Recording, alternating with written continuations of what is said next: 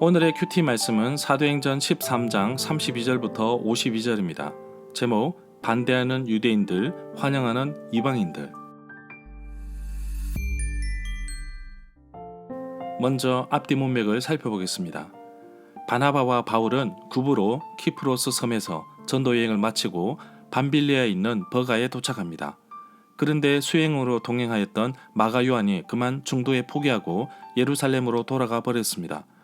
그러나 바울 일행은 갈라디아 내륙으로 들어가 비시디아 안디옥에 이릅니다. 안식일에 유대인들이 모여있는 회당에서 바울은 예수 그리스도의 복음을 전합니다.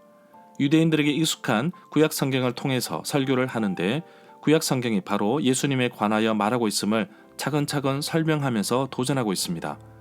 그런데 유대인들은 구약 성경의 율법과 예수님의 복음이 서로 상충된다고 합니다. 바울은 힘있게 하나님의 약속의 말씀을 전하고 있는데 비시디아 안디옥 사람들이 바울이 전한 복음의 메시지를 받아들입니다. 구약 성경에서 말하고 있는 예언의 약속들이 예수 그리스도를 통해서 이루어졌습니다. 바로 예수님의 부활 사건이 구약 성경의 예언 그리고 약속이 그대로 이루어진 것입니다. 이 반가운 복음의 소식을 이방인들에게 전하였는데 예수 그리스도의 복음을 받아들이고 믿으면 누구나 하나님께서 예수님을 통해서 의롭다 함을 인정해 주십니다.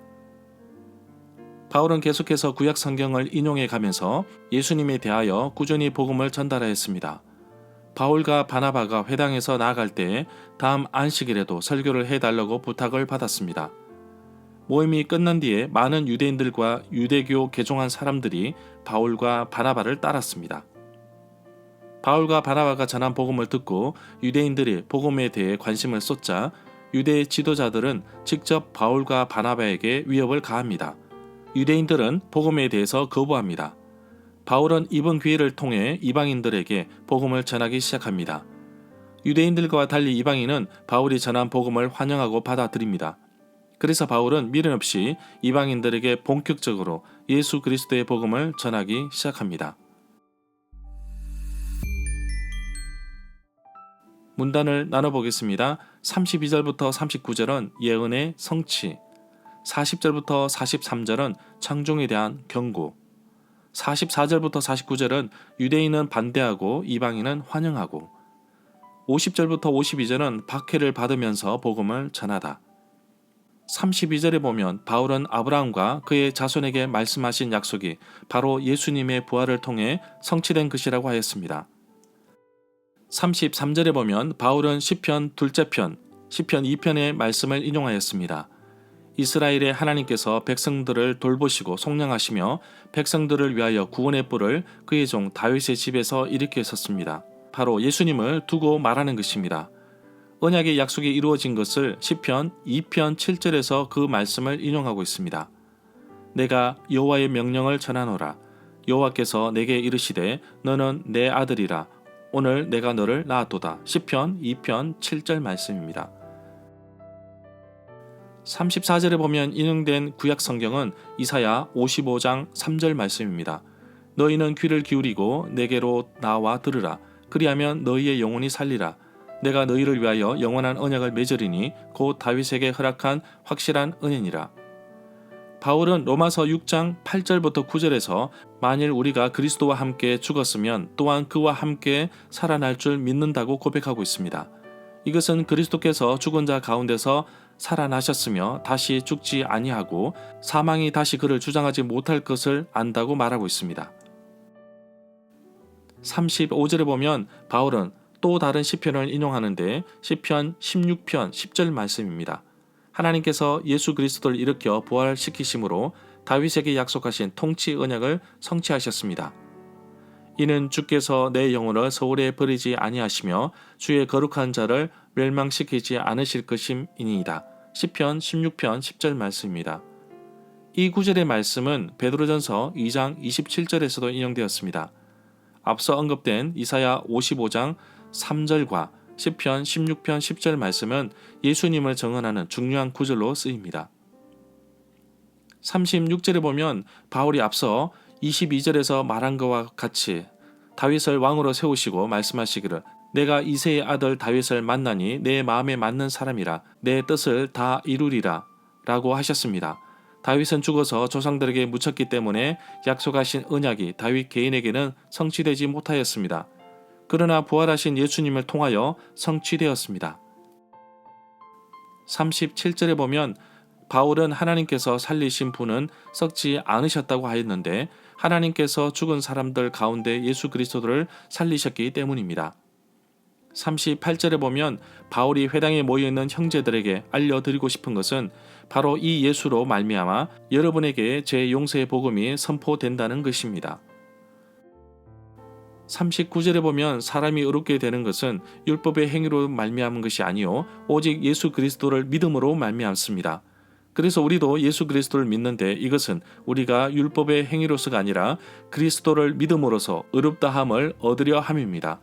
율법의 행위로서는 의롭다함을 얻을 육체가 없습니다.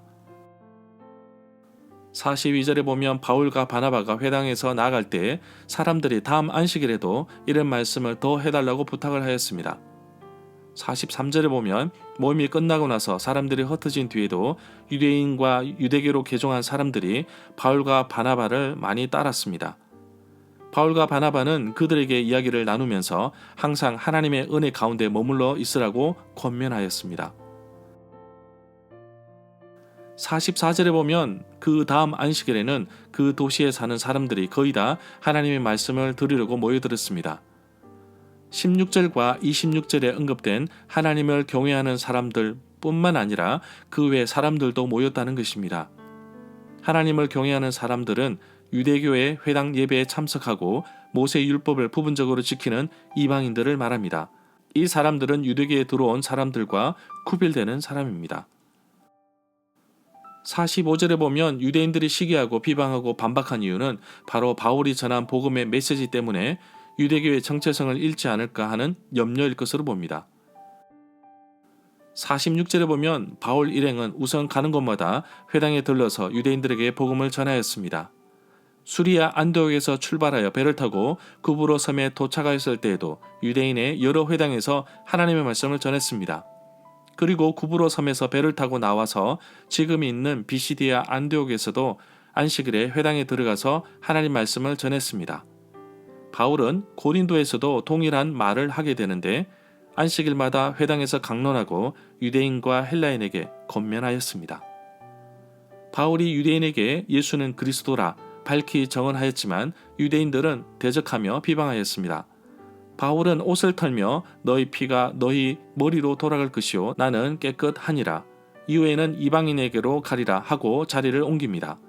바울은 이렇게 말하고서도 그는 여전히 다른 곳에서도 회당에 들어가서 설교를 하게 됩니다. 이고니온에서, 안식일마다 회당에서, 데살로니가에서, 베레아에서, 아테네에서, 고린도에서, 에베소에서 이렇게 설교를 하게 됩니다. 48절에 보면 이방인들은 바울의 말을 듣고 기뻐하며 하나님의 말씀을 찬양하였습니다. 그리고 영원한 생명을 얻기로 선택한 사람들은 모두 예수님을 믿었습니다.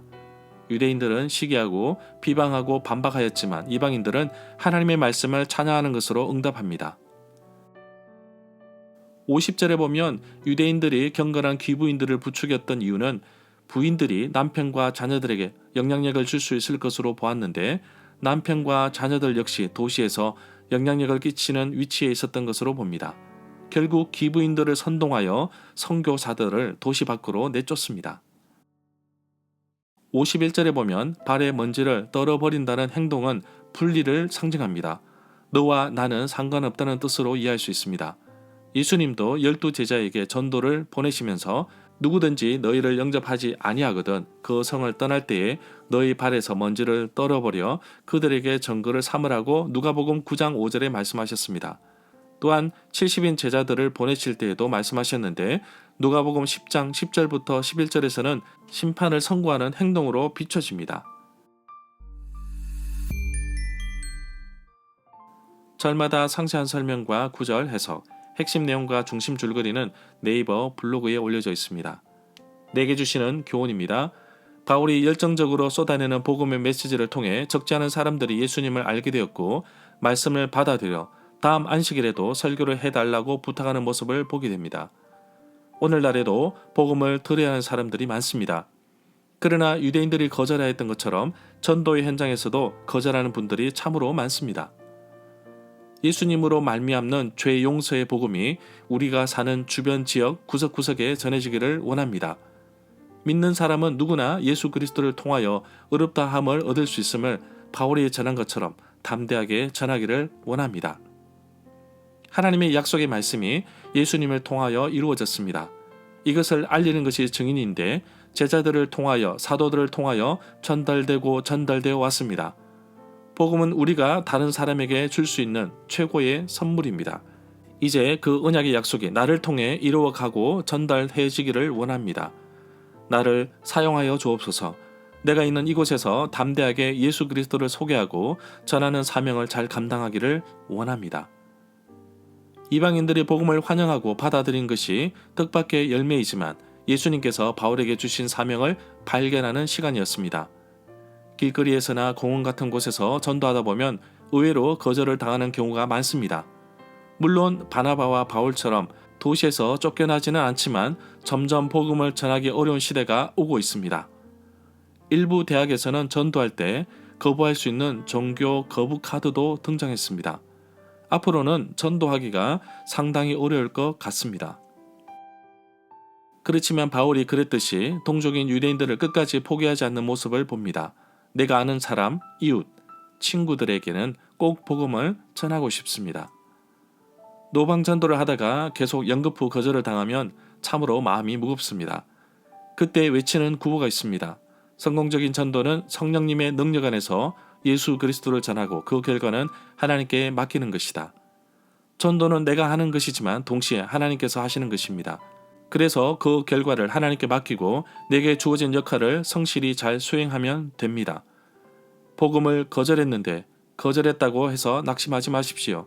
전도에는 실패가 없습니다. 단지 늦어질 뿐입니다.